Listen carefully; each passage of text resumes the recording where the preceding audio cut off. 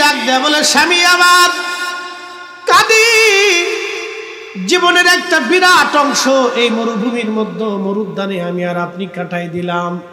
আপনি একা, আমি একা, খেয়ে না খেয়ে মরুভূমির মধ্যে কাটাইলাম। স্বামী গো, আজকে আপনি অসুস্থ হয়ে পড়েছেন, যদি মারা যান কে আপনার জানাজা নামাজ পড়াবে, কে আপনার কাফন দাফন দিবে? আপনার তো কাপড়ও নাই যে কাপড় দিয়ে আমি কাফন পরাইব গো। একটু চিন্তা করেন, আজকে আমাদের কত কাপড়, হাফ প্যান্ট পরে ঘুরি। কি কথা কর না, জোরে কর। আমার যুবকরা হাফ প্যান্ট পরে, কাপড়ের অভাব নেই, হাফ প্যান্ট পরে। আর এক সময় তাদের এক কাপড়ে সারা জীবন পার করে ফেলছে। স্ত্রীকে দিয়ে বলে, স্বামী আমার জীবনের একটা বিরাট অংশ আমি আপনার সাথে কাটাইছি, আজ আপনার মৃত্যুর সময় কে আপনার জানাজা পড়াবে, কে আপনার কাফন দাফন করবে গো স্বামী? আবু যর গিফারি ডাক দেখায়, বিবি রে, আমার রাসূল আমাকে বলেছে আমি থাকবো একা, বাঁচবো একা, মরবো একা, কিন্তু আমার জানাজায় বহু মানুষ আসবে। বিবি, এই চিন্তা তোমার করা লাগবে না, তুমি দেখবা আমার জানাজায় বহু মানুষ আসবে। জোরে বলবেন কি মারহাবা। নবীর কথার উপরে সাহাবীদের ইয়াকিন কি ছিল? ইয়াকিন, বিশ্বাস। আল্লাহু আকবার। এভাবে সাহাবীরা রাসূলকে বিশ্বাস করেছে, আর আমরা বিশ্বাসের ভিতর গর্বী। কি কথা কর না, আমরা বিশ্বাসের ভিতরে খালি পেশা পেয়েছি, খালি দলিল, খালি ফেসা পেয়েছি। এটা হইতো না, হেতো হইতো না, হেতো হইতো না, হেতো হইতো না, হেতো হইতো না, খালি দলিল। সাহাবীকে নবী বলছে তুমি থাকবে একা, বাঁচবে একা, মরবে একা, কিন্তু জানাজায় বহু মানুষ হবে। মারহাবা কর। স্ত্রী বলে, স্বামী মারা যাবেন আপনি, কে জানাজা পড়াবে, কে আপনার কাফন দাফন করবে? কাফনের কাপড়ও তো নাই, একটা জুব্বায় সারা জীবন আপনি কাটাইলেন, একটা জুব্বায়। কয় জুব্বা? এক জুব্বা। আহা, তাদের জীবন কত চমৎকার ছিল। আমি নবী না চিনিলাম, কি যে ভুল করিলাম, আমি নবী না মানিলাম, কি যে ভুল করিলাম, ভস্মে ঢালিলাম ঘি, মানুষ হইয়া ভবেতে আসিয়া মানুষের করিলাম কি, মানুষ হইয়া ভবেতে আসিয়া মানুষের করিলাম কি।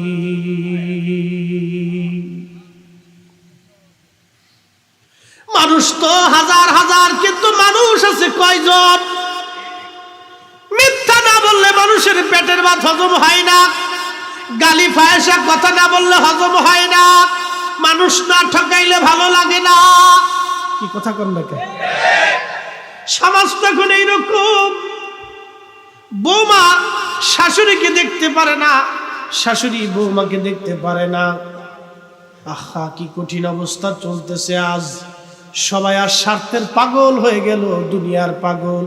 এই জন্য আল্লাহর নবী বলতেন, উম্মত তোমরা শিরিক করবে আমার তেমন ভয় হয় না, কিন্তু আমি ভয় পাই দুনিয়া পাইয়া আল্লাহ রসুল তোমরা ভুলে যাবা। দুনিয়ার সম্পদ অর্জনের প্রতিযোগিতা তোমরা আল্লাহ রসুল তোমরা ভুলে যাবা, আল্লাহ থেকে জুদা হয়ে যাবা, কোরআন থেকে জুদা হয়ে যাবা। আজকে যার যত টাকা হয় সে তত দিন ও ইসলাম থেকে তত দূরে চলে যায়। কি কথা বলে ঠিক কিনা? যার যত ক্ষমতা হয় সে ইসলাম থেকে তত দূরে চলে যায়। সে মনে করতেছে এই টাকাই তার জীবন, সেভাবে টাকায় তাকে মুক্তি দিবে, সেভাবে টাকায় তাকে বাঁচায় রাখবে। না না না, আল্লাহর কসম করে বলি, আল্লাহর কোরআন বলে, কুল ইন্নাল মাউতাল্লাযী তাফিরুনা মিনহু ফাইন্নাহু মুলাকিকুম। হুজুর, আমার বান্দাদেরকে জানান, সমুদ্রের গভীরে পালাক না কেন, সপ্তম আসমানে পালাক না কেন, আমার বান্দা যেখানেই লুকাক না কেন, মরণ তার সাথে মোলাকাত করবে, মরণ তার সাথে মোলাকাত করবে, মরণ তার সাথে মোলাকাত করবে। আল্লাহর কুরআন বলে, ওয়ালাই ইউআখিরাল্লাহু নাফসান ইযা জাআ আজালুহা।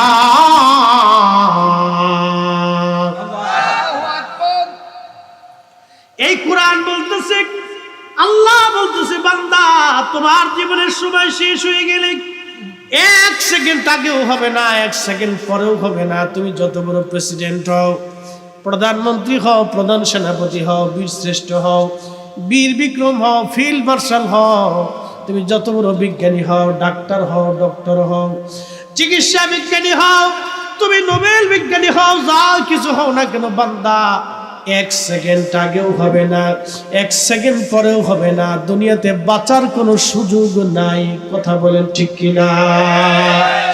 ও তোর পিছে পিছে ঘুরছে সমন, বলেন পিছে পিছে ঘুরছে সমন, কোন দিন জানি তোর হয় সমন জারি। দেখ না মন ঝাঁক মারিয়ে দুনিয়াদারি, দেখ না মন ঝাঁক মারিয়ে দুনিয়াদারি। ভাই বন্ধু আপন জনা সঙ্গে তোমার কেউ যাবে না রে। কথা বলেন ঠিক কিনা? তোর খালি হাতে একা পথে যাইতে হবে মন বেরি। দেখ না মন ঝাঁক মারিয়ে দুনিয়াদারি। ও তোর পিছে পিছে ঘুরছে সমন, বলেন পিছে পিছে ঘুরছে সমন, কোন দিন জানি তোর হয় সমন জারি। দেখ না মন ঝাঁক মারিয়ে দুনিয়াদারি। ইসরাইলের মুসলমান যে যেখান থেকে কথাগুলি শুনেন, শুনিয়া যান। চির বাস্তব কথা বলি, টাকা আপনাকে বাঁচায় রাখতে পারবে না। পৃথিবীর সবচেয়ে ধনী মহিলার একজন মহিলার নাম রানী এলিজাবেথ। ও মা বোনেরা, সোনা দানা গহনার জন্য মহিলারা ঝগড়া করে, কাপড় যদি ভালো না হয় স্বামীর সাথে ঝগড়া করে। কি কথা কর না কে? স্বামী বিদেশ, পরিশ্রম করে ওরা রুজি করে, সারাদিন রোদের মধ্যে পুড়ে পুড়ে ওরা কাজ করে। বাপ, আমি নিজে চোখে দেখে এসেছি সৌদি আরবে। ক্লিনার গুলি প্রচন্ড লু হাওয়া, গরমের ভিতরে মুখ সুখ বেঁধে বেঁধে ওরা রাস্তা পরিষ্কার করে। জোহরের নামাজ পড়তে রওনা করলাম মদিনাতে। একজনকে কাছে জিজ্ঞেস করলাম, ভাই বাড়ি কোন জায়গায়? বলে হুজুর ব্রাহ্মণবাড়িয়া।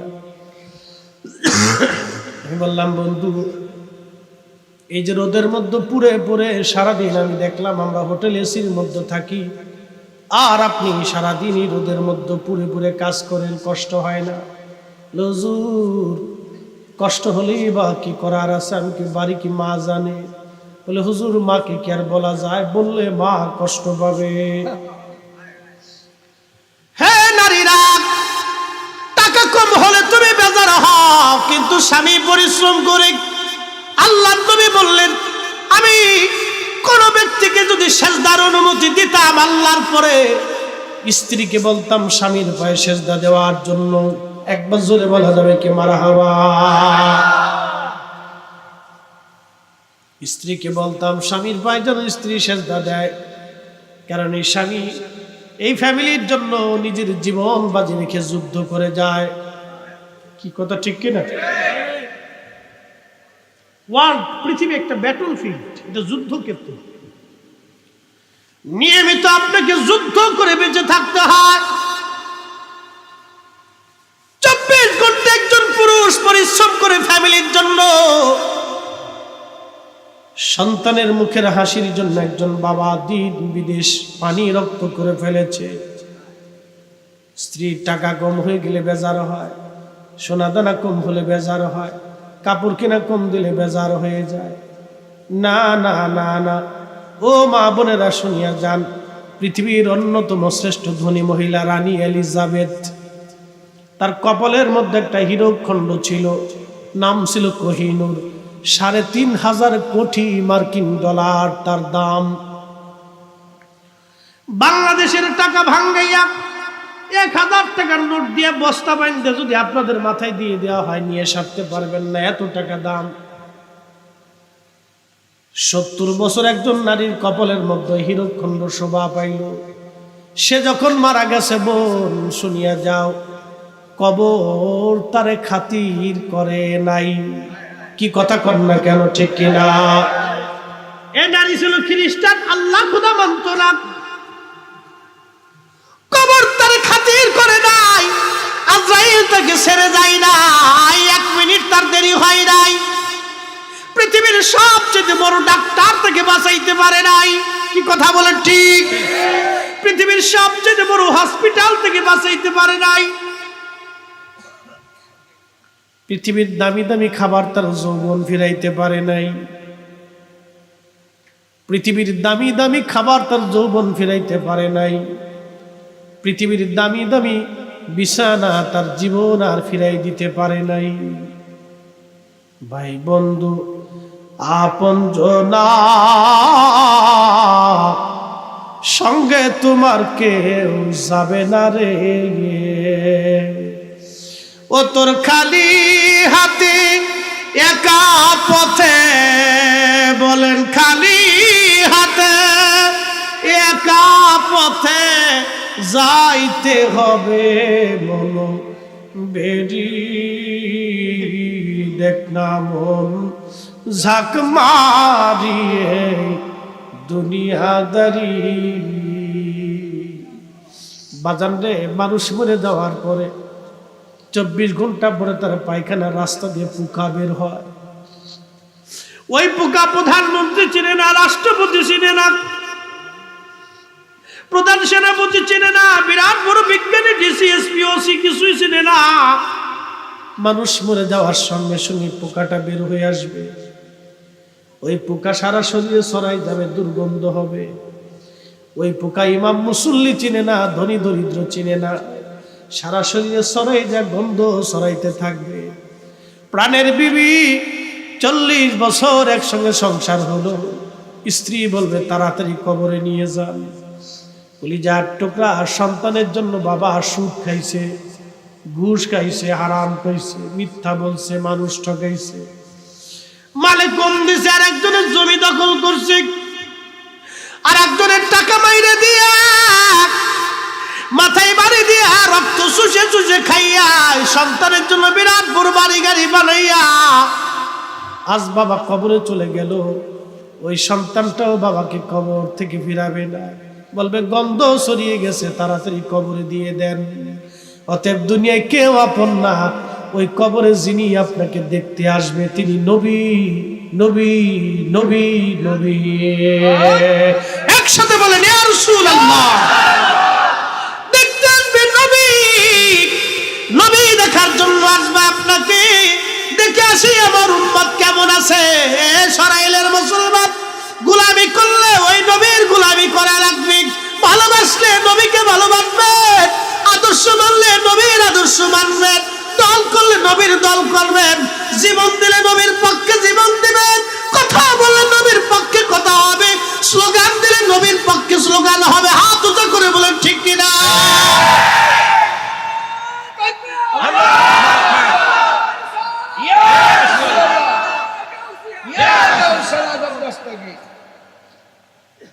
শ্রেষ্ঠ নবী দিলাম রে তরিয়ে দিতে রোজ হাসরে, পথ না ভুলি তাই তো দিলে পাক কোরআনের বাণী খুদা তোমার মেহেরবানি সুন্দর ফুল সুন্দর ফল মিঠা নদীর পানি খুদা তোমার মেহেরবানি খুদা তোমার মেহের তুমি কতই দিলে রতন ভাই বারাদার পুত্র স্বজন খুদাও পেলে অন্ন জুগাও মানি চাই না মানি খুদা তোমার মেহেরবানি সুন্দর ফল সুন্দর ফল মিঠা নদীর পানি খুদা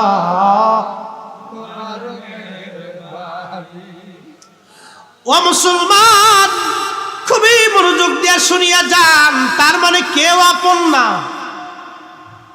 যিনি আপন হবে তিনি নবী অতএব ওই নবীর গোলামি করে যাওয়া বুদ্ধিমানের কাজ কি কথা বলেন ঠিক কিনা নবী নবী নবী এই জন্য আল্লাহর কোরআন বলতেছে ও আমার বান্দারা তোমরা শুনিয়ে নাও মাইয়ুতির রাসূল ফাকাদ আতা আল্লাহ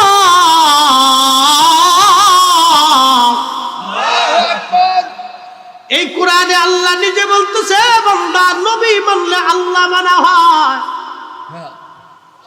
সুবহানাল্লাহ সুবহানাল্লাহ এই কোরআনের 40 জায়গায় আল্লাহ নামের পরে নবীর নাম না হয় না আরো জোরে কোরআন আমার হাতে 40টা জায়গায় আল্লাহ নামের পরে নবীর নাম যেখানে আল্লাহর ইতাআত সেখানে নবীর ইতাআত যেখানে আল্লাহর অনুসরণ সেখানে নবীর অনুসরণ যেখানে আল্লাহ ঈমান সেখানে নবী ঈমান সুবহানাল্লাহ যেখানে আল্লাহ রাব্বুল আলামিন সেখানে নবী রাহমাতুল লিল আলামিন যেখানে আল্লাহ মালিক ইয়াউমিদ্দিন সেখানে আমার নবী শাফিউল মুজনিবিন সুবহানাল্লাহ কি বলি যায় আল্লাহর পরেই যার ইজ্জত তিনার নাম কি নবী আল্লাহর পরেই যার দাম তার নাম কি নবী সন্দেহ সন্দেহ আমরা আল্লাহর উপরে নবীর উঠাইছি অনেকে আমাদের উপর মিথ্যা ইলজাম দেয় আপনারা আল্লাহর উপরে নবীর উঠাই লেছেন এটা একবারে সম্পূর্ণ ডাহা মিথ্যা ইলজাম কি কথা কোন ঠিক কিনা আমরা আল্লাহর উপরে নবী উঠাই না আল্লাহর জায়গা আল্লাহ নবীর জায়গা নবী ঠিক কিনা তোরা কে যাবি নবীর নৌকাতে আয় তোরা কে যাবি নবীর নৌকাতে আয় রূপকাঠির ওই নৌকা খানি রূপকাঠির ওই নাহি ডুবার ভয় তোরা কে যাবি নবীর নৌকাতে আয় নবী না মানে যারা মহাহেদ কাফের তারা এ দুনিয়ায় কথা কোন ঠিক কিনা সন্দেহ কুরআন বলে আল্লাহ মানার পরে নবী মানো আল্লাহর উপরে ঈমান আনার পরে নবীর উপরে ঈমান আনো লিতুমিনু বিল্লাহি ওয়া রাসূলিহি আমি আল্লাহর উপরে ঈমান আনো আমার নবীর উপরে ঈমান আনো কুরআন বলে আতিউল্লাহ ওয়া আতিউর রাসূল আমি আল্লাহ মানার পরে নবী মানো কিন্তু সব কথা বলার পরে আল্লাহ একটা জায়গায় ডিসিশন দিয়ে দিয়েছে এ আমার বান্দারা ও আমার বান্দারা ও আমার বান্দারা ও আমার নবীর উম্মতেরা ও আমার আখিরি নবীর উম্মতেরা তোমাদের জন্য একটা মেসেজ মাইয়ুতির রাসূলা ফাকাদ আতা আল্লাহ নবী মানলে আল্লাহ মানা হয় নবী মানলে আল্লাহ মানা হয় নবী ভালোবাসলে আল্লাহ ভালোবাসা হয় নবীর গোলামি করলে আল্লাহর গোলামি হয় নবীর জন্য জীবন দিলে আল্লাহর জন্য জীবন দেয় নবীর জন্য দল করলে আল্লাহর দল হয়ে যায় নবীর দলে থাকলে আল্লাহর দলে হয় নবীকে ইজ্জত করলে আল্লাহকে ইজ্জত করা হয় নবীর পক্ষে কথা বললে আল্লাহর পক্ষে কথা বলা হয় নবীর শান গাইলে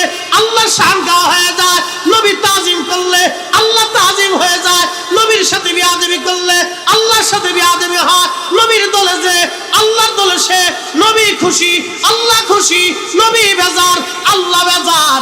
কথা বলেন ঠিক কি না? কথা ক্লিয়ার না ভেজাল আছে? আমার কথা না আল্লাহর কথা? আমার কথা না আল্লাহর কথা? এই যে কোরআন আমার হাতে, সূরা নিসার ৮০ নম্বর আয়াত। আমার কথা না, এটা আল্লাহর কথা। যদি বলেন মানি না তো চলে যান, অসুবিধা নাই। আসমান আল্লাহর, জমিনও আপনার, লুকানোর কোনো রাস্তা নাই। আল্লাহ বলেন ইয়া মাশারাল জিন্নি ওয়াল ইনসি ইন ইসতাতাতুম আন তানফুযু মিন আকতারিস সামাওয়াত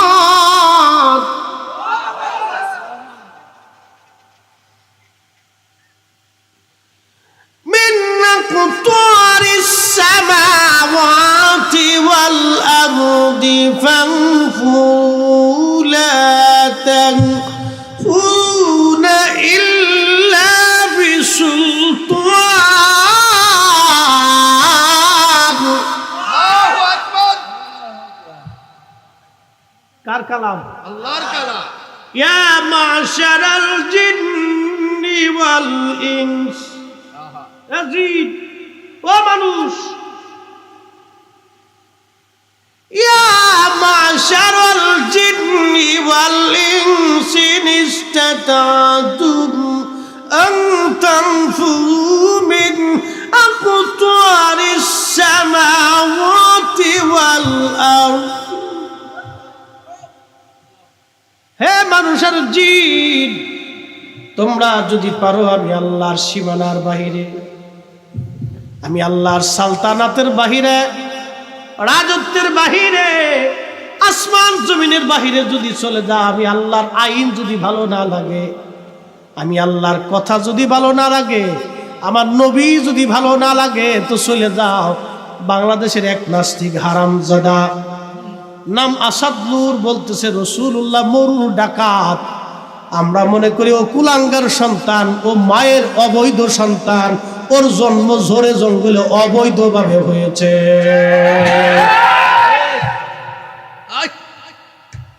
ওর জন্মটা অবৈধভাবে হয়েছে ঝোরে জঙ্গলে। কত বড় ডাকাত, বলতেছে রাসূলুল্লাহ মরুর ডাকাত ছিল। এই হারামজাদারা আরেকটা কথা বলে, তারা বলে যে আল্লাহর নবীর দাসী ছিল, দাসীর সাথে নবীজি মিলন করত। নবীজির একজন দাসী নাম উম্মে আইমান। আমার নবীর দাসী উম্মে আইমানকে নবীজি বলতেন উম্মি বাদা উম্মি, ওগো মা, আপনি আমার মায়ের পরে আর একজন মা। জোরে বলা যাবে মারহাবা। একজন দাসীকে নবীজি মার সাথে তুলনা দিতেন, মা, আপনি মায়ের পরে আমার একজন মা। হাই হাই হাই, নবীজির দাসীকে মার সাথে তুলনা দিত। সে নবীর চরিত্র নিয়ে যারা বাজে কথা বলে, আল্লাহর কসম করে বলি, কোরআন সাক্ষী, অতুল্লিং বাদা যালিকা জানিম, ওদের জন্মে ভেজাল আছে। কথা কম জোরে বলেন, জন্মে কি আছে? ভেজাল আছে। 100% যদি বাংলাদেশে কোনো জারুল সন্তান দেখতে চায়, ফতিতাওয়ালের বাচ্চা দেখতে চায়, পিতৃ পরিচয়হীন ঝোরে জঙ্গলে হোটেলে মোটেলে অবৈধভাবে জন্ম নেওয়া সন্তান দেখতে চান, তো এই নাস্তিক যারা রাসূলুল্লাহর চরিত্র নিয়ে বাজে কথা বলে, ওদের চেহারার দিকে তাকাইলে বুঝবেন এই সব কটা অবৈধ, এই সব বাংলাদেশের পতিতাওয়ালের জারুল সন্তান। পৃথিবীর কোটি কোটি মানুষ যাকে মহামানব বলেছে, সর্বকালের মহামানব, আল্লাহু আকবার, যার চরিত্রের মহান চরিত্রের আধার হওয়ার কারণে আল্লাহ কোরআনে বলেছে। বোম ফুটাইতে এটা ফ্যান বন্ধ করে দিই।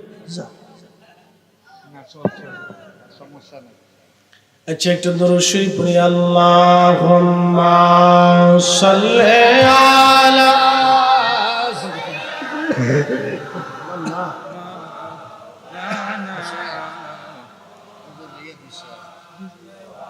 সরাইলের মুসলমান, মাইক কথাগুলি শুনবেন, বাড়ি বসেই শুনেন আর ঘরের মধ্যেই শুনেন। আহা, রাসূলের চরিত্র এতই সুন্দর ছিল। আমার নবীর একজন খাদেম, নাম খাদেমুর রাসূল হযরত আনাস, তিনি বলেছেন 10টা বছর আমি নবীর কদমের খেদমত করেছি। আল্লাহ, সাহাবীরা কখনো মিথ্যা কথা বলতেন না, সাহাবীরা কখনো মিথ্যা বলতেন না। খাদেমুর রাসূল বলতেছে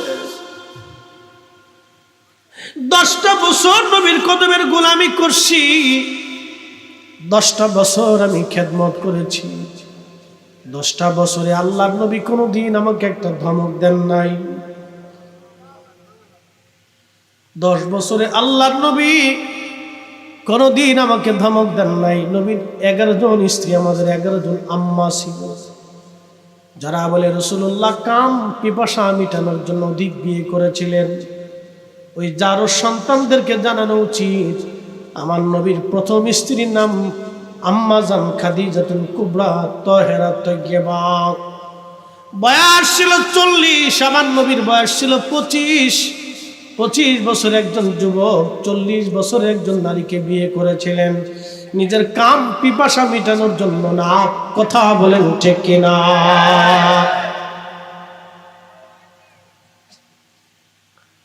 কি সুন্দর জীবন রাসূলের! আল্লাহ কোরআনে বলেন মা ইন্নাকা লাআলা খুলুকিন আযীম।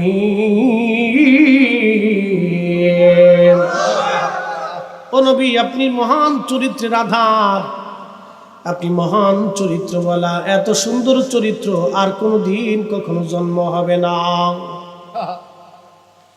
এত সুন্দর চরিত্রওয়ালা নবী, এত সুন্দর চরিত্রওয়ালা, হাই হাই, এত চমৎকার চরিত্রওয়ালা নবী কোনদিন আর কোন পুরুষ, কোন নারীর জন্ম হবে না। এত সুন্দর চরিত্রওয়ালা।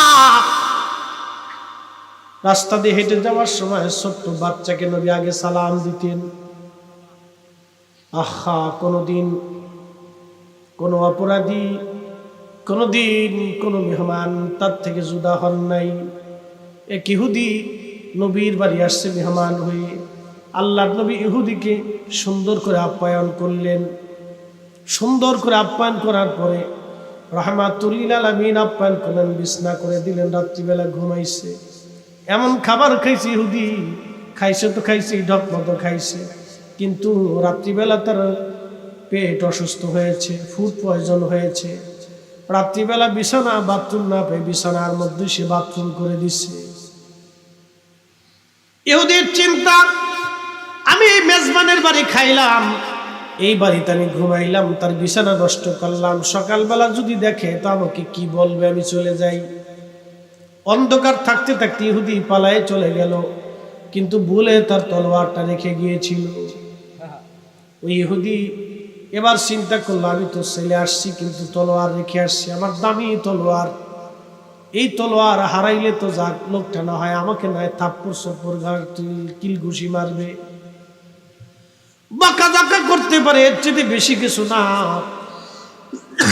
ইহুদি হেঁটে আসে, দেখে একজন আল্লাহর বান্দা ওই পানি দিয়ে তার বিছানার কাপড় গুনি পরিষ্কার করতেছে। এসে দেখতেছে যে বাড়িতে খাবার খাইছে রাহমাতুল লিল আলামিন নিজ হাতে ইহুদির বিছানা পরিষ্কার করে পানি দিয়া। আল্লাহু আকবার। ইহুদি ডাক দেয়া বলেন, ইয়া রাসূলুল্লাহ, ইয়া হাবিবাল্লাহ, নবী গো, আপনি কেন এই ময়লা পরিষ্কার করেন? আল্লাহর নবী ডাক দেয়া বলেন, মেহমান, তোমাকে সারা রাত আমি কষ্ট দিয়েছি, খাবার দিয়ে চলে গেছি, রাত্রিবেলা তুমি কষ্ট পেয়েছো, তোমাকে আমি খোঁজ নিতে পারি নাই, মেহমান তোমার কষ্ট হয়ে গেছে, তুমি মাফ করে দাও। আল্লাহর নবী উল্টা মাফ চায়, তুমি ক্ষমা করো, মেহমান হিসেবে তোমাকে আমি যত্ন নিতে পারি নাই। এটা সেই নবী, মহান চরিত্রওয়ালা নবী। এই নবীর চরিত্র নিয়ে বাজে যারা কথা বলবো ওদের জন্যই ভেজাল। কথা বলেন ঠিক কিনা? সন্দেহ? সন্দেহ? কল্পনা করতে পারবেন এত সুন্দর চরিত্রওয়ালা নবী?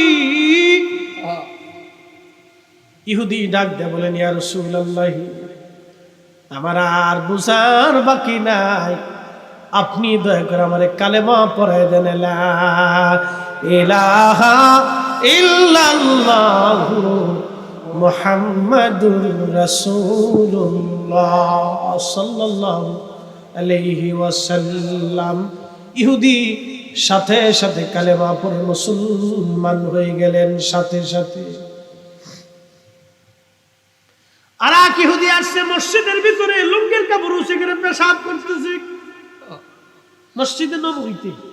এটি সব যেই মসজিদে 1 রাকাত নামাজ পড়লে 50,000 রাকাতের সওয়াব, ওই মসজিদের মধ্যে ইহুদি লুঙ্গির কাপড় উঁচে করে ঘুরে ঘুরে পেশাব করে। কত বড় শয়তান চিন্তা করতে পারে, ঘুরে ঘুরে পেশাব করছে, নিয়ত করিয়েছে যে মুহাম্মদের মসজিদে আজকে পেশাব করব, ঘুরে ঘুরে পেশাব করবে, তার নিয়ত করিয়েছে। তো আল্লাহর নবী মসজিদে বসা, সাহাবায়ে কেরাম বসা, তো আইয়ে লুঙ্গির কাপড় উঁচে করে পেশাব শুরু করেছে। আমরা হলে কি করতাম? হ্যাঁ, আমাদের এলাকার কোন ছেলে যদি মসজিদে পেশাব করতো তাহলে ওর পিটিয়ে জান শেষ। কি কথা ঠিক কিনা? আল্লাহু আকবার। যুদ্ধ লেগে যেত। আর যদি কোনো হিন্দু করতো তাই তো আর উপায় ছিল না, এই পুরো এলাকা আগুন ধরে এলাকা।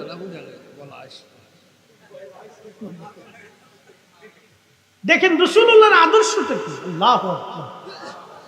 আল্লাহর নবীর কত চমৎকার আদর্শ। ইহুদি ঘুরাই ঘুরাই পেশাব করে, সাহাবীরা ধমক দিচ্ছে, এই করো কি? আল্লাহর নবী বললেন, সাহাবীরা থামো, তারে পেশাব করতে দাও। একবার জোরে বলা যাবে মারহাবা। দেখেন, তাকে পেশাব করতে দাও, ঠেকায়ও না। ইহুদি মন মতো ঘুরায় ঘুরায় পেশাব করছে। পেশাব তো সারাদিন করতে পারবে না, যা আছে তা শেষ। আল্লাহর নবী সাহাবীরা বলে, ইয়া রাসূলুল্লাহ, ইহুদি পেশাব করলো আমাদের মসজিদে, বাধা দিলেন না, ঠেকাইতে বললেন না। বাধা দিতে গেলাম, আপনি আমাদেরকে নিষেধ করলেন। আল্লাহর নবী বললেন, সাহাবীরা, তোমরা ওই পেশাব ধুয়ে পানি দিয়ে পরিষ্কার করে মসজিদ পরিষ্কার করে দাও। ইহুদি এবার জিজ্ঞেস করলো, ইয়া রাসূলুল্লাহ, আপনার মসজিদে পেশাব করলাম আপনার সামনে, আপনি বাধা দিলেন না কেন? কারণ কি? আল্লাহর নবী বলেন, ইহুদি, তুমি পেশাব করার সময় যদি তোমাকে বাধা দেয় তাহলে তোমার কষ্ট হবে, তুমি ব্যথা পাবা। আল্লাহু আকবার। না হয় না, হাত উঁচু করে বলেন আল্লাহু আকবার। উনি সেই নবী, এই কোরআন বলতেছে, ওয়া ইন্নাকা লাআলা খুলুকিন আযীম, আপনি মহান চরিত্রের আধার, মহান চরিত্রের অধিকারী। নবীর মসজিদে পেশাব করলে ইহুদি ধমক দিলেন না, থাপ্পড় মারলেন না, গাল দিলেন না, পেশাব করতে নিষেধ করলেন না। উল্টা সাহাবীদেরকে বললেন, পেশাব পরিষ্কার করে সাফ করে পরিষ্কার করে দাও। ইহুদি, তোমার কষ্ট হবে বিধায় আমি তোমাকে পেশাব করতে বারণ করি নাই। ইহুদি বলতেছি, ইয়া রাসূলুল্লাহ, আপনি আমার কষ্ট দেখলেন, আপনার কষ্ট দেখলেন না, বুঝতে আর বাকি নেই। আপনি আখিরি নবী, কালেমা পড়ে আমারও মুসলমান ভাই। আল্লাহু আকবার। সেই নবীর উম্মত আমরা সেই নবীর উম্মত। চিন্তা করতে পারছে তার চরিত্র নিয়ে নাস্তিকরা মাঝে কথা বলে, ডাকাত ছিল, সন্ত্রাস ছিল, মানুষ খুন করছে। চিন্তা করতে পারছে 100%। কি 100? কথা বলেন 100? সন্দেহ নাই। আল্লাহ নাস্তিকতা থেকে আমাদের যুব সমাজকে যেন আল্লাহ হেফাজত করেন, বলেন আমিন। প্রিয় মুসলমান, এই নবীর চরিত্র মহান। কি করে বললে যে আপনি বুঝবেন, কোন ভাষায় বললে যে আপনি বুঝবেন, সেই ভাষা জ্ঞান হয়তো আমার নাই, সে এলেম আমার নাই।